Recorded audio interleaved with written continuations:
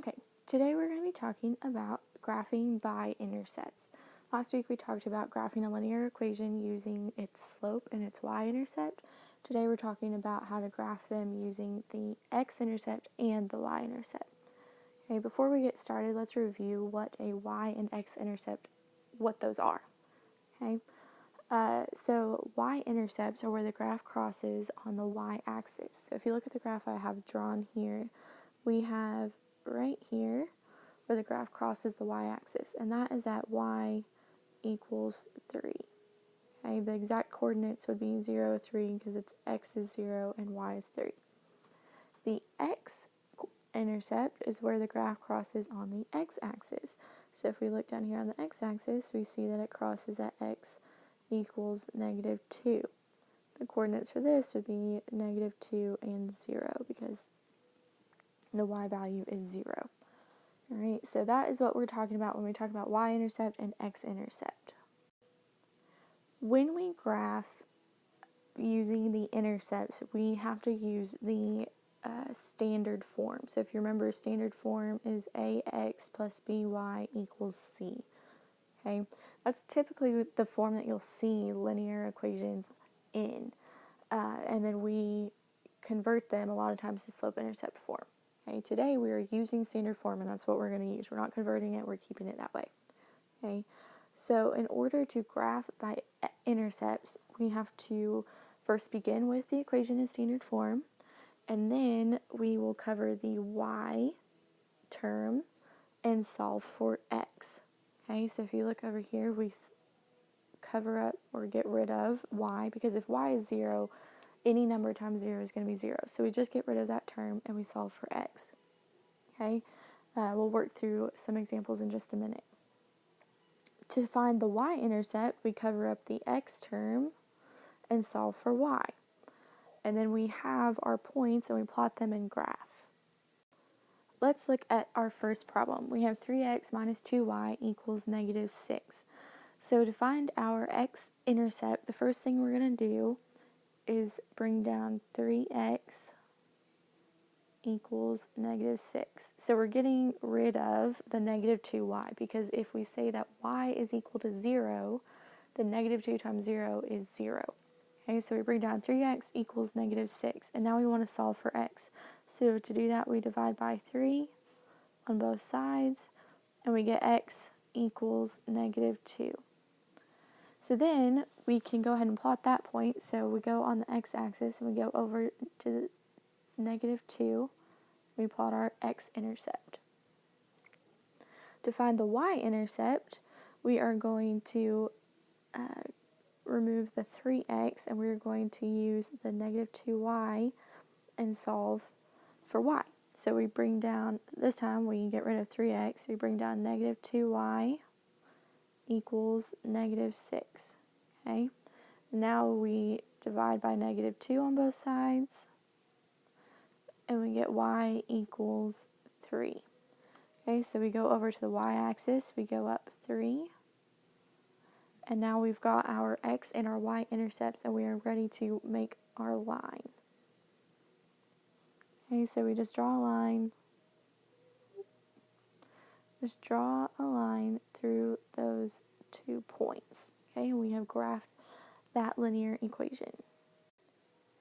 On number 2, I'm going to show you an alternative way that you can find the intercepts. So it's basically the same thing, but instead of getting rid of the y term and getting rid of the x term, we're going to plug in 0 for each one.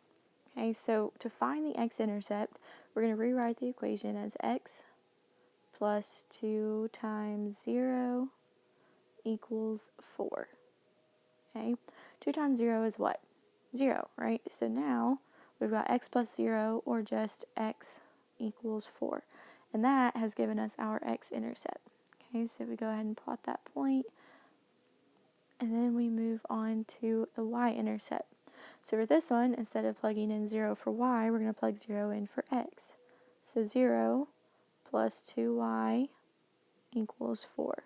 So now we can drop the 0 and don't need to worry about that.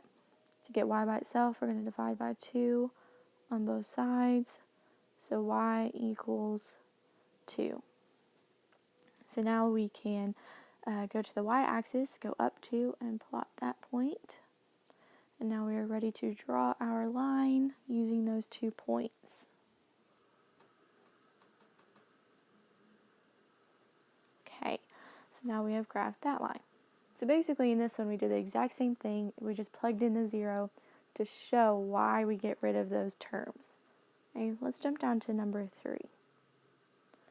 Alright, we have x plus y equals 3. Okay, so you can choose to plug 0 in for y. So we do x plus 0 equals 3, which is the same as saying x equals 3. So our x-intercept is at 3. And then to figure out what y's intercept is, 0 plus y equals 3, which is the same as saying y equals 3. So we go up 3 on the y-axis, and now we're ready to draw our line. Okay. All right, let's look at number 5. Okay, number 5, we have 4x minus y equals negative 4. Okay, so we're going to find the x-intercept. 4x minus 0 equals negative 4. So 4x equals negative 4. We divide by 4 on both sides. We get x equals negative 1. So we go to negative 1 on the x-axis, plot a point. Now let's find our y-intercept. So 4 times 0 minus y equals negative 4. That cancels out. Negative y equals negative 4. So this is the same as saying negative 1 times y. So we divide by negative 1. We get y equals 4. So we go up to 4 on the y-axis. And then we can draw our line. And there we go. We've got it. You will need to complete numbers 4 and 6 on your own. And then when you are called up in your small group, you'll bring that to me and show me that you have completed those before you move on. Something else that we're talking about today are vertical and horizontal lines. Okay, if you look at your note sheet, you see that a vertical line is written in the form x equals a, where x represents the line's x-intercept. So if you look at this first example, where does the graph cross the x-axis? Well, right here at positive 3. Does the line ever cross the y-axis? No, and it won't ever, because it's a vertical line going straight up and down. It won't ever cross the y-axis. So in this case, the line is equal to x equals 3. If you look at the horizontal line, we see that it never crosses the x-axis, so it's only ever going to have a y-intercept. It won't have an x-intercept. So if we look over there, we see that it crosses at y equals negative 1. So that is the equation of this line. Let's look at problem number 1. We have a vertical line that's going up and down, and it crosses on the x-axis at x equals negative 2. So our equation for this line is x equals negative 2. Let's look at number 3. We see that we have a horizontal line that's going from left to right, crosses on the y-axis at y equals negative 5. So that is our equation for this line, y equals negative 5. Let's look at number 5. So this one is on the y-axis. It is a vertical line, and it is crossing the x-axis at x equals 0. If we look at each of these 3 problems, number 1, 3, and 5, let's determine what the slope would be of these. Okay, so if we look at number 1, it's a vertical line, which we should know from last week. A vertical line has an undefined slope. But let's just talk about why. So slope is equal to rise over run. Okay, say we want to discuss between the blue point and the red point. So we have, we go up 4.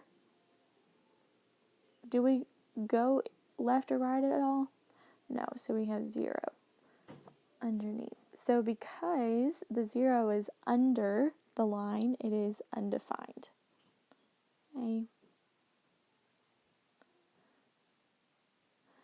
Now let's look at number 3. Let's determine what the slope of this is. So let's say between the blue and the red points. Okay, like I said, rise over run. Okay, do we go up or down at all? No, so our rise is 0. To get from the blue point to the red point, we do go over 4. So we have 0 over 4, and that means our slope is equal to 0. Okay, so vertical lines have undefined slope and horizontal lines have a 0 slope. So if we wanted to write this as in slope-intercept form, this is exactly what you would get, because 0 times x would be 0, so you'd have y equals -5. You will need to complete numbers 2, 4, and 6 and bring this paper with you when I call your small group up, and I will check them and make sure that you are ready to move on.